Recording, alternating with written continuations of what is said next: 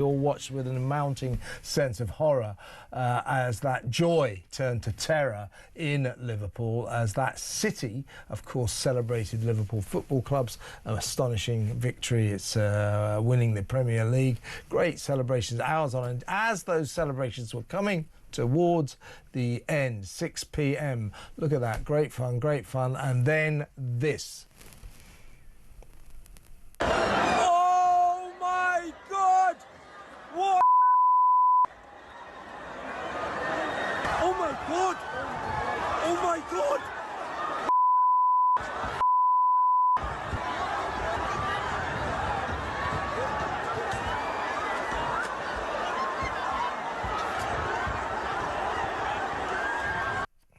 Yeah, people mover there, sort of ploughing into the crowd. It was reversing and then back forward. 47 people injured. 27 are in hospital now, so serious injuries.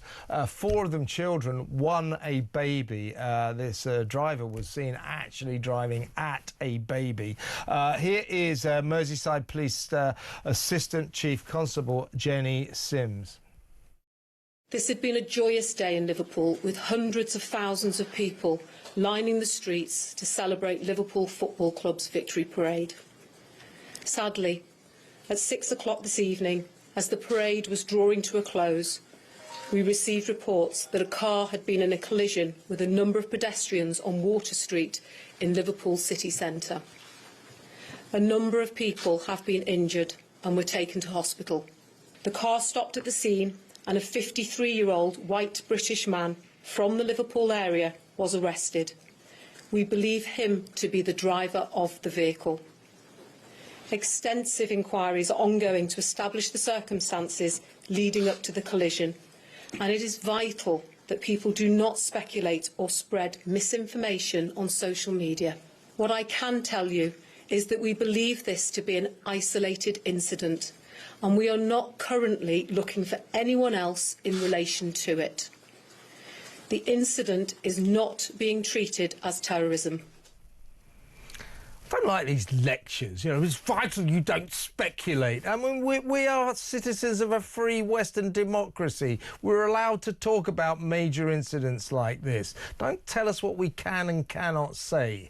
This isn't North Korea. But one of the questions we're going to be asking, since she didn't mention it, is why was this street, Water Street, right in the middle of central Liverpool, so available to this guy to drive into? We know what's happened so often before when vehicles mount pavements and career into crowds. It's happened in Germany a couple of times, happened in Nice a couple of years ago, didn't it, when that truck drove onto the promenade and hurt all those people, killed people. So we know about this form of terrorism. So why was a vehicle allowed to get into Water Street, get among the crowd? That's the question. Of course, Jenny Sims and the Merseyside Police, and quite rightly, as far as I can work out, stressing this is not terrorism. The person arrested, who they believe is the driver, is a 53-year-old white guy. So probably not terrorism, not, as some people might have speculated, some kind of Islamic incident. So I think the police are right to reveal that information. But going forward, we're going to want to ask how come a car was able to drive into that crowd? Why weren't all the streets blocked off? Surely. Anyway, earlier on in this show, for the first hour from 6 until 7, I had former Met Police Detective Peter Blexley, and he had this to say on this incident. Well, I've had the great pleasure of spending a lot of time in Liverpool in recent years, and this is not far from the Liver building. It's not far from the famous Beatles statue, that part of Liverpool, which is really the beating heart of the city. Yeah. So, yes, of course, there will be questions. But I really think the point that you raise about how quickly Merseyside Police got the information out last night about the man that had been arrested, which stood in stark contrast to what happened at Southport. After those appalling murders at Southport, there was a void, a vacuum. Well, there's actually of misinformation. There was actually They were telling us that the perpetrator was a young lad from Cardiff, you know. Well, that was put out by not Merseyside Police, but by somebody who had mischief aforethought, shall we say. And so what happened, because really Merseyside Police lost any control of the information flow. They screwed it up after in spades, Southport. didn't they? Hugely. They screwed it up in spades. Absolutely. They clearly did not want to make the same mistake yesterday. So within a couple of hours, that information, within an hour or so, that information was being pumped out to the media in order, of course, to stop quell a potential. repetition. Yes. There's a benchmark being set last night, a very important benchmark. And if our police are going to be consistent in any way, shape or form, when inevitably, tragically, there will be another terror attack in the UK, and it galls me to have to say that, but there will be. Let's see what the police response is like in terms of releasing information. A benchmark has been set now by Merseyside Police. We don't want two-tier communication. Why Water Street was left open? Policing is all about control, okay? They like to control crowds at football matches. They like to control the public. They control themselves. In fact, many of them go home and control their partners, which is why so many of them get divorced. Shouldn't laugh about okay, right? Policing is about control. And there you see a very senior police officer clearly trying to control everyone, and that's just not going to happen. Yeah, you can overstep that control. I mean, you know, as I say, it's arguably unfair to criticise the police at this stage. I don't think they seem to have done too much wrong. They've certainly been good on the information, but questions will be asked about Water Street, given the history of this, where we've seen it, haven't we, in Germany, in these Christmas markets. We saw it in Nice, didn't we, on the Esplanade, that down there, the promenade, where that truck drove into them. We've seen it time and time again, and you would think that with any gathered crowd, particularly for this kind of celebration, that all access roads for vehicles would be blocked to stop them getting anywhere near the people. Welcome back. Let's go straight over to political commentator Candice Holdsworth. Morning, Candice. Morning, Kev. Before we move on from that, just very, very quickly, as I say, very early days, doesn't bear too much discussion. We need to find out what went on in Liverpool. But I imagine the narrative going forward is going to surround why that vehicle was able to get into Water Street. Surely all access to those streets where the crowds were thronging, as it were, should have been blocked off. How did it manage to get in there? Yeah, that's the relevant question to be asking now. I mean, as we've seen in so many incidents, so many horrible incidents, there are people who will look to exploit, you know, big mass public events like this. So absolutely, you know, whoever is in charge of security should have foreseen that something like this could happen. Obviously not exactly this circumstance, but that it poses a security risk. So I think that's 100% the question we should be asking now. I think one thing that struck me, though, watching those images, was the bravery of the crowd. You know, people could have just run away and thought about themselves, but they tried very hard to stop the car and stop the driver. And I think that was the sort of thing that I took away from that. Absolutely. You know, we'll find out in the fullness of time exactly what the motivation was. But as I say, it was a 53-year-old white guy they believed to be the driver.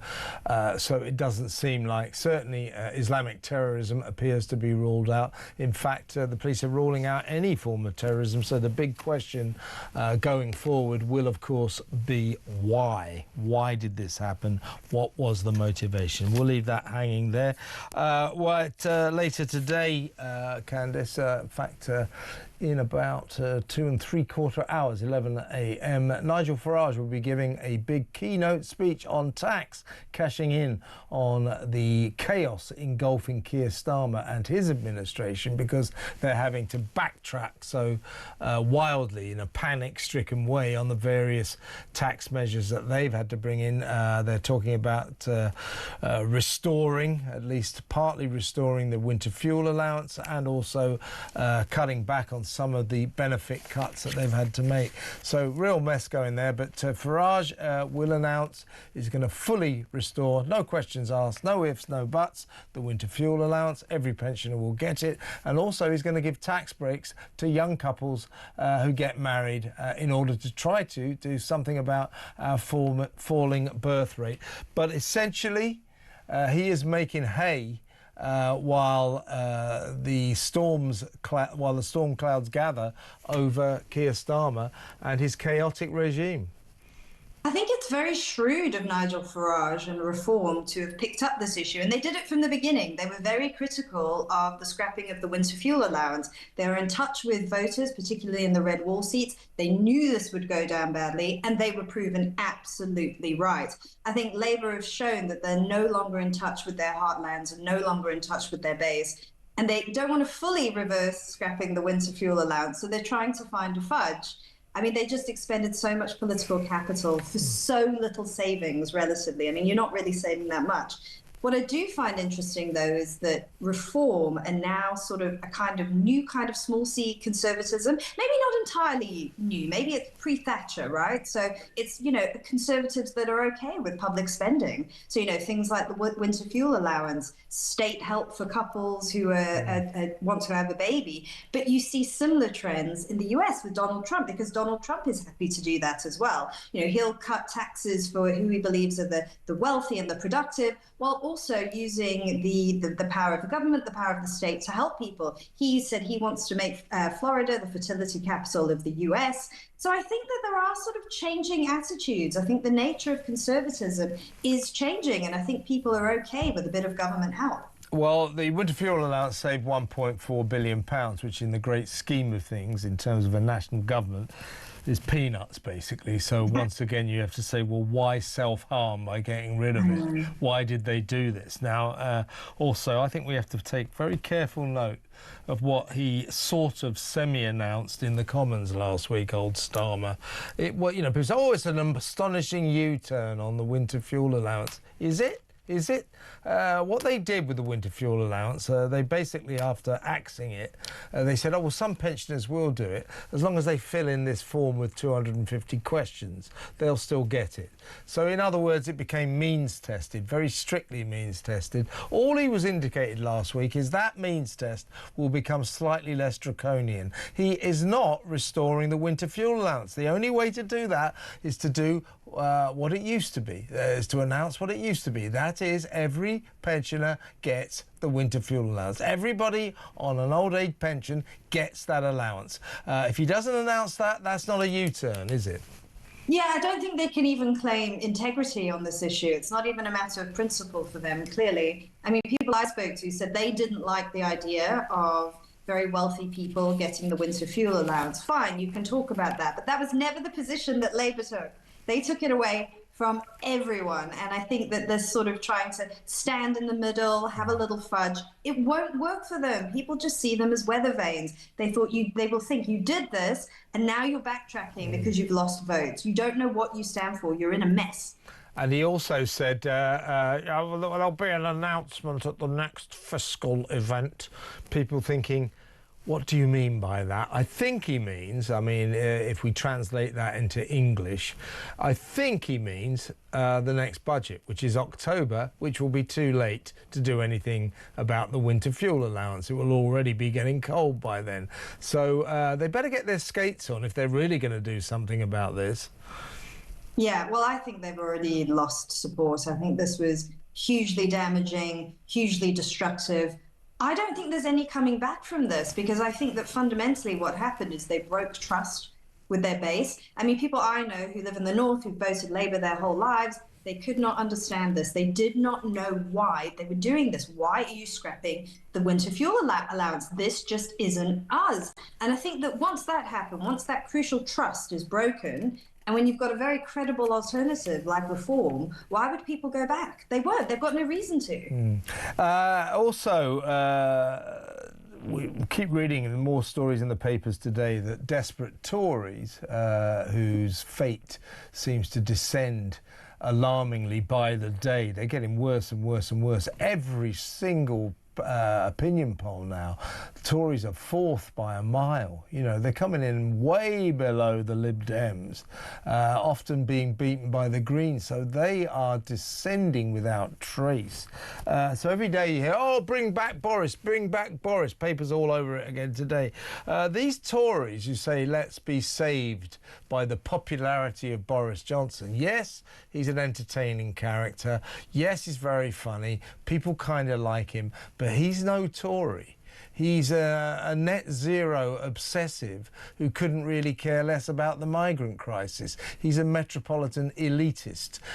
So when the Tories say bring back Boris, they're talking about bringing back some kind of Lib Dem Green fanatic. So he'll make matters even worse for them. He's not a Tory, is he? Those are two crucial points, absolutely. So, I mean, you know, Boris Johnson won with this huge majority in 2019. But we are in 2025 right now, and the public mood has shifted on so many things. And the two things that he's championed, yes, net zero, and he was also very liberal on immigration. People have turned against these two issues. They have turned against them massively. And I think for Boris Johnson to come back as a Tory leader, how would he cope with that? I mean, first of all, how would he explain his record? And he would have to pragmatically shift on those two specific issues, which he made so much of when he was Prime Minister. So how would he do that? I think, though, that this was utterly predictable. People were saying this a year, 2 years ago, that once the Conservatives start running into trouble, you will see them wanting the return of Boris Johnson because he was an election winner. And I think that they were quite foolish, actually, to force him to resign, because one thing you need in politics, one of the most important things if you're going to have any electoral success, is name recognition. And I don't think any of the candidates who followed him since have anywhere near the name recognition that Boris Johnson has. They've really wasted what they had. I mean, you see with the local council elections just how much that Brexit coalition has held. You know, the patterns are still there. People are still voting in the same way. That was a genuinely new political moment that they could have capitalized on. And it seems to be going even deeper. But he didn't. He wasted a lot of his time talking about things that didn't really matter to those people. And, you know, it would be a very hard sell unless he could completely change everything he stood for. He said, you know, he's a Green fanatic. He's not bothered about the migrant crisis. This guy's no good to the Tories. He never was. But going forward, it will be even worse if they bring him back. And I want to ask one question. Over the weekend, we learnt that him and Carrie had yet another kid. So they got 4 now. Altogether, through various relationships, that guy's now got 9 children. Those are the ones we know about. Exactly how many more children do you think he plans to have, Candice? I don't know. It's interesting. You know, Carrie Johnson seems to be in many ways a very typical millennial. You know, we're almost like the baby boom generation. We like having kids, and many people my age love advertising it on social media as well. It's a huge announcement when you have a child, and I think that this was not with Boris. No, with Boris, it's par for the course. It's like, oh, well, he's had another kid. You know, obviously. I mean, you know, you've got Nigel Farage today is going to highlight the birth rate crisis we've got. That people in Britain are just not having enough children. Boris Johnson, the problem's the other way round. He's having far too many children. We can't have all these little Borises running around. One is quite enough. Candice, great to talk to you. Thank you so much. Candice Holdsworth there, political commentator.